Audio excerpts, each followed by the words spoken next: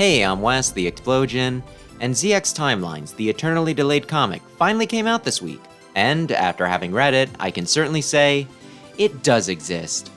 Whether that's a plus or a minus might depend on who you ask, since this book had controversy long before it got pushed back. So why don't we give it a little peek?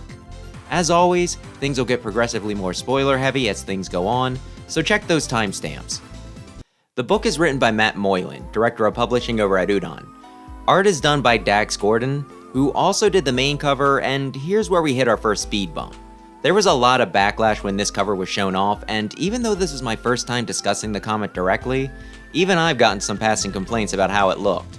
I thought I heard something about them touching this up, but if there was a previous version, I can't seem to find it, though maybe the rumor I heard was referring to the inner pages. I swear, I really need to screenshot tweets when I see them, because I can never find them afterwards. As for my own opinion, I don't hate the art style. I could see it working pretty well as a cartoon for that not quite a teenage range. You know the type, Ben 10, Megas XLR. And while I don't think every adaptation needs to match the style of the source material, it does feel like an odd pairing here. As for the inside contents, it is better, but it kinda fluctuates how much better. Some panels really nail it, others have me thinking, that feels a little off. While I do think they were getting a feel for what people were expecting, I think some will still take issue with the way things turned out. Anyway, main cover is another boss select, Vent blocking some of the panels, though it looks like you get the primary 8 bosses from the first game with Serpent in the middle. And there's another 3 covers besides, if you're a collector. I do kinda wanna go back for the last one I'm missing, I'm so close. Colors are by Josh Perez and lettering by Marshall Dillon, which wraps up the credits. As for the basic premise, this is pretty much a straight adaptation. The book follows Vent and starts with the fight against Purpuril, before he's called back to Guardian HQ to deal with an assault by Slither Inc., so pretty much the midpoint of the game. If you've played the original ZX, you know the score. There's some slight tweaks, but while I say adaptation, when I went back and checked my last Vent playthrough, I noticed that a lot of the dialogue was either the same or just slightly altered, particularly during the Prometheus encounter, so this one might be even closer to the source material than X Timelines was. On one hand, I think ZX can get away with this a little more easily than X since there's more story to pull from, and with ZX being more obscure, not as many people are going to be familiar with how similar it is. On the other hand, there's a lot of space between the 2 ZX games that could have been explored, as well as some drama CDs that were never officially translated that they could have maybe pulled from for a middle ground. When it came to X, I complained about how I could have just played the game instead, whereas I've heard other people rave about it being just like the game. So this sort of thing will work for some people, but not others. Admittedly though, I was a little disappointed. Though on the positive side of things, the issue is very action-focused, perhaps even more so than the Zero issue, if you can believe that, and there's some really cool panels as a result. Several of them don't even have dialogue, just some sound effects, letting the action do the talking, and regardless of what you think of the art style, I'd still say that these panels really hit. Though going into the full summary and breakdown now, so big spoilers. Also, I usually only use the preview pages for these so that I'm not just uploading the full issue, but I could only find 2 of those, so my visual aids will be pretty limited this time. So, 25XX, which, admittedly, I stopped keeping track of the years after X. Vent, using model ZX, is fighting Purpuril. Purpuril refers to Vent as a maverick, which is interesting because not only is he a human, but it also reminds me of how in ZX, pretty much anyone that doesn't believe Slither Inc.'s propaganda and fights back is considered a maverick. The room also has a lot of details from the game. The forest painted on the walls, the jungle gyms, vines, balloons, and plush, even the elephant slide at one point. Vent whiffs a lot of his shots, and after some taunting from Purpuril, he accuses him of killing his mother, which Purpuril is happy to gloat about. While Ale has a similar backstory, it's spelled out a bit more with Vent, so I wonder if they chose him over her specifically because of this angle. Vent does tear up a bit, which feels a bit more believable than him just saying, "Oh, I guess I won't feel bad about taking you out then," like he does in the game. Then he shoots the vine Purpuril is hanging on before using his sword to cut him in half like one of the special finishes in the game. It looks pretty neat, and I kinda wish you could knock him down like that on the DS, though we do at least get his arms as a weak point, which is kinda similar. Model P then starts giving him the speech you get when you beat Purpuril and receive him in the game, though it's cut short by Vent walking off, depressed and turning back to normal. Model X asks him if he's okay, and Ben admits that he was hoping that he'd get more out of revenge, but doesn't really feel anything from it. The Biometals try to give him a pep talk, and this kinda showcases their personalities, similar to the Reploids they were based on. Model F hyping up the battle result, L being level-headed, H spouting proverbs, and P finding their enemies lacking. Only Model Z is any good at it, asking him, Vent, what are you fighting for? And given that that's the Zero model, it's impossible not to think of X4. You got me with that one.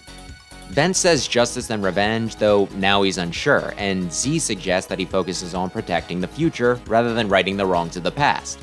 Also, what a cool guy Jiro was. All this reminds me of how, midway through the amusement park stage, Vent gets upset about how he's back in the place where he lost his mom, and Prairie tells him that he's not alone, and how during and after the final boss, he gets comforted by the Biometals and then Jiro, which helps him solidify his goals on protecting his friends and the future he wants. While a little early, that is kind of the moral of the story, so making sure to include it is a good idea. The conversation is cut short when Ben is called back to Guardian HQ, which is under attack. Ben quickly finds a teleporter ring, though he's not alone. The little Met from the Classic Timelines issue tags along. Prairie meets him when he arrives on the Grand Newish airship, though they quickly split up, him heading up to the deck to fight off the Galleon wings that are emerging from pods. This is the big action scene, him using Model ZX's gun and then sword to mop the floor with him. Prometheus and Pandora then show up. Prometheus looks cocky, Pandora annoyed, and they head below decks to the ship's power source, that crystal flower thing. We also get some cameos from some guards that have been wiped out. Prometheus then challenges Vent to see if he's worthy of being fed to Model W, which causes Pandora to look quite upset since she's being left out. She always struck me as pretty stoic, though maybe that's just the sprite work, but that and her expression from earlier did throw me for a loop. During the fight, which the stray Met peeks in on, Vent cycles through Model FX, Model LX, and Model PX, whereas Prometheus goes through some of his attacks, which are pretty cool to see from new angles. He also taunts Vent about Jiro's death, and alludes to CL, with Prairie's connection to her also getting brought up, this all being mostly post-battle dialogue from the games. This is also the part where I started questioning how newcomer-friendly the book is. This is a one-shot and you only get so many pages, so it'd be hard to squeeze in a few for old Uncle Udon to sit you down on his knee and explain what biometals are. Though Prairie being Alouette from Mega Man Zero I don't think is something that's directly said, just heavily implied. So I could see a lot of this exchange going right over the head of someone who just picked up the book because they thought it looked cool. But then again, maybe this just adds an air of mystery. I don't know. Anyway, before leaving, Prometheus blows a hole in the ship and tosses Prairie out, giving Ben a reason to use Model HX. So, not to keep you in suspense, he saves her and makes it back to the ship. For the bulk of the issue, Vent just uses the titular Model ZX, though as you can probably put together, the Prometheus fight is used as a showcase for the rest of the forms. It would kinda suck if we didn't get all of them in this single issue, and this kind of highlights just how much they had to stuff into this one.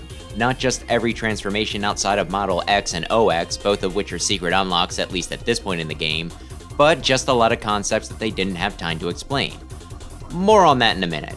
After Prairie gives orders to the rest of the Guardians, we get a few lines about how Vent's finally found his purpose, as a protector, so he does get his character development, and Prairie says that that's what makes someone a hero. Also, the Met leaps off the ship. ZX Timelines had a lot working against it. It's a less, perhaps the least, popular of the Mega Man series, is largely in the shadow of its predecessor, has 4 protagonists, which could leave fans of the other 3 feeling jilted, already has a full adaptation in English, and probably had more lore to explain than most of the other books. Not only that, but people questioned the art direction, and things were delayed so many times that some lost faith. This had to be the hardest book to write, on several levels, and unfortunately, I think it kinda shows. This book, more than any of the others, really needed to knock it out of the park to have a chance, and unfortunately, I'm not sure that it did. While I don't think that this was a bad comic, you're still gonna have some that have a hard time getting over the art, and people like me who wanted something unique are probably gonna be disappointed with how closely this pulled from the source material. From what I understand, between distributor issues, the backlash for how things looked, someone on the creative team having a personal emergency, and just the demand to showcase all that they could, I imagine that even with the months of delay, they may have still been under the gun on this one. so I don't think all my concerns are necessarily their fault. While I'd like to see Udon get another swing at things under less stressful circumstances, this might have been their only chance. Hope to be proven wrong though. Now that I'm done being pessimistic, let me ask you, did you buy this one? What did you think? Was I too harsh on it? And if you were still mulling it over, did I help inform your decision? Really hope I didn't discourage anyone, though I know that's a possibility. With that, thanks as always for watching, and maybe consider subscribing if you're into retro games, especially Mega Man. Legends Timelines review coming soon.